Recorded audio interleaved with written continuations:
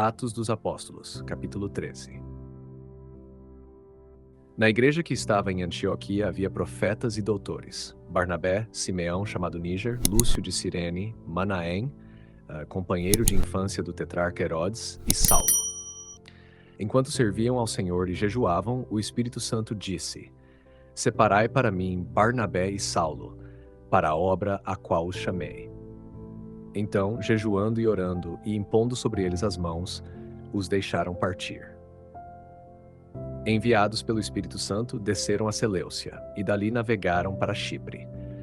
Chegando a Salamina, anunciavam a palavra de Deus nas sinagogas dos judeus. Tinham também João como auxiliar. Atravessando toda a ilha até Pafos, encontraram certo mago, falso profeta judeu, chamado Bar-Jesus, que estava com o procônsul Sérgio Paulo, homem prudente. Este, tendo chamado Barnabé e Saulo, desejava ouvir a palavra de Deus. Mas Elimas, o mago, pois assim se traduz o seu nome, lhes resistia, procurando afastar da fé o procônsul.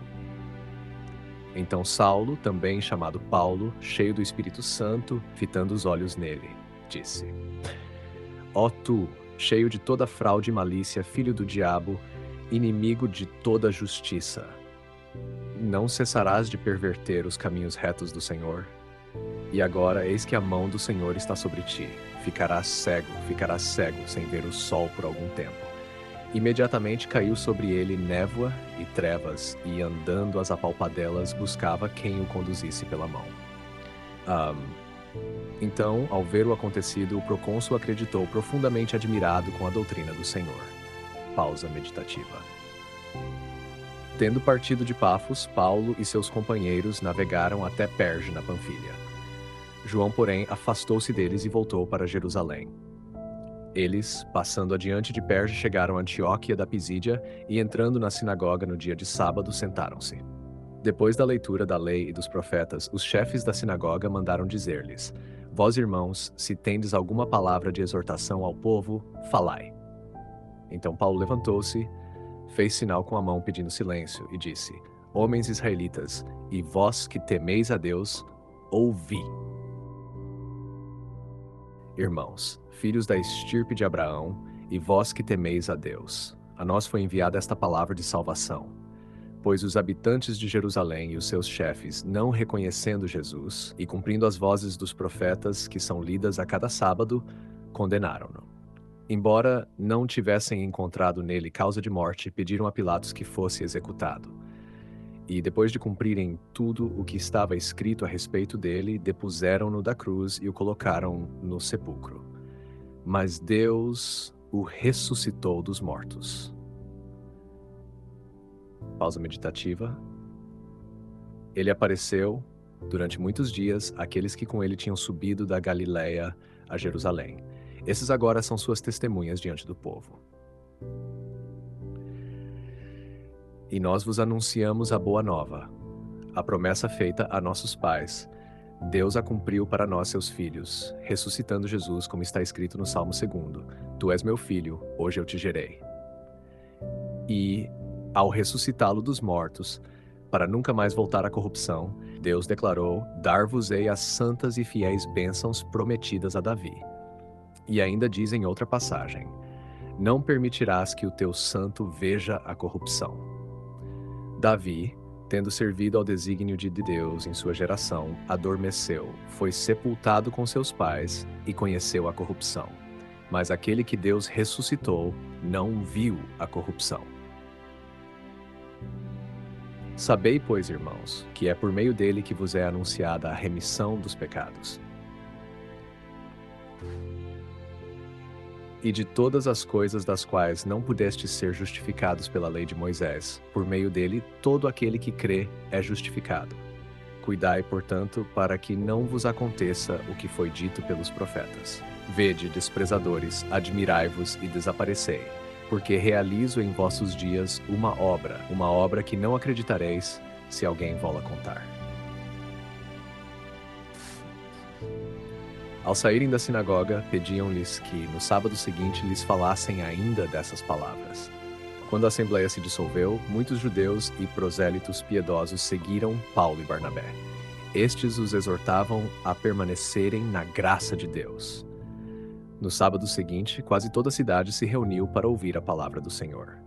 Mas vendo as multidões, os judeus encheram-se de inveja e com blasfêmias contradiziam o que Paulo dizia. Então Paulo e Barnabé falaram com coragem.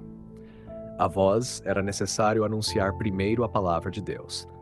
Mas já que a rejeitais e vos julgais indignos da vida eterna, eis que nos voltamos para as nações. Pois assim nos ordenou o Senhor: eu te constituí luz das nações, para que leves a salvação até os confins da terra. Ouvindo isso, os pagãos alegraram-se, glorificaram a palavra do Senhor e acreditaram todos os que estavam destinados à vida eterna. E a palavra do Senhor se espalhava por toda a região. Mas os judeus incitaram as mulheres de posição piedosas e os principais da cidade, levantaram perseguição contra Paulo e Barnabé e os expulsaram de seu território. Eles, sacudindo contra eles o pó dos pés, foram para Icônio. E os discípulos estavam cheios de alegria e do Espírito Santo. João Crisóstomo vê em Atos 13 o momento inaugural e paradigmático da missão apostólica, a chamada e envio pelo Espírito, a autoridade apostólica confirmada por sinais e milagres, e a transição decisiva do anúncio a judeus para a abertura às nações, os gentios. 3 ênfases principais de Crisóstomo que iluminam o capítulo. 1. O Espírito Santo como autor da missão, não mera iniciativa humana. Crisóstomo sublinha que a igreja de Antioquia envia Barnabé e Saulo, mas o envio e a missão vêm do Espírito. Isto mostra que a evangelização autêntica nasce de uma iniciativa divina que capacita e dirige os missionários, não de planos humanos ou pragmáticos. Essa ênfase explica porque a obra missionária é sinal da presença do Espírito e exige docilidade e disponibilidade. A confirmação do Evangelho por sinais, o milagre sobre Elimas Bar Jesus. O episódio em Pafos, com Elimas, o mago ficando cego por obra de Deus, é para Crisóstomo uma demonstração prática de que a verdade evangélica é confirmada por Deus. O milagre não é espetáculo vago, mas serve para desmontar a falsa autoridade, magia, falsos profetas e despertar a fé no governantes. A narrativa mostra a vitória da luz sobre a treva, imagem que Crisóstomo explora como paradigma do conflito entre verdade divina e astúcia humana. O sermão de Paulo como síntese da história de salvação e argumento para a fé em Cristo. Crisóstomo comenta a estratégia retórica e teológica do sermão de Paulo, do chamado de Abraão até a ressurreição de Cristo. Paulo reconstrói a história do povo eleito para mostrar que Cristo é o cumprimento das promessas. Para Crisóstomo, essa construção histórico-teológica não é mera erudição. É persuasão pastoral que conduz o ouvinte a reconhecer a continuidade entre antiga aliança e cumprimento em Cristo, tornando compreensível a afirmação de que a justiça agora se alcança pela fé em Cristo. Crisóstomo ensina que o Espírito chama, a Igreja obedece e Deus confirma a verdade com sinais. O missionário fala não por sua própria força, mas como instrumento do Espírito. E a história de salvação apresentada por Paulo torna inteligível quem é Cristo Queridos e por que ouvintes, nele se dá a chegamos ao justificação. fim deste audiolivro e quero expressar minha profunda gratidão a todos que permaneceram conosco até aqui. Sua dedicação em acompanhar essa obra é um verdadeiro sinal de busca pela sabedoria e pelo crescimento espiritual. Que o conteúdo ouvido possa nutrir sua alma e fortalecer sua fé. Aproveito para convidá-los a explorar as playlists do canal Caminho Católico, onde vocês encontrarão outros tesouros espirituais.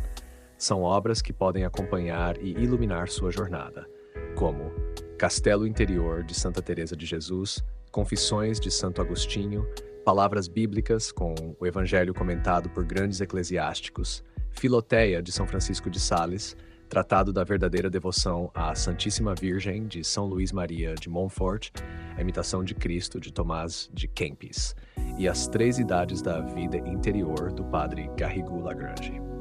Cada uma dessas obras oferece um caminho profundo de reflexão e conversão, e espero que possam encontrar nelas a mesma riqueza espiritual que proporcionaram a tantas gerações. Nosso canal está sempre aberto para quem deseja aprender e crescer na fé.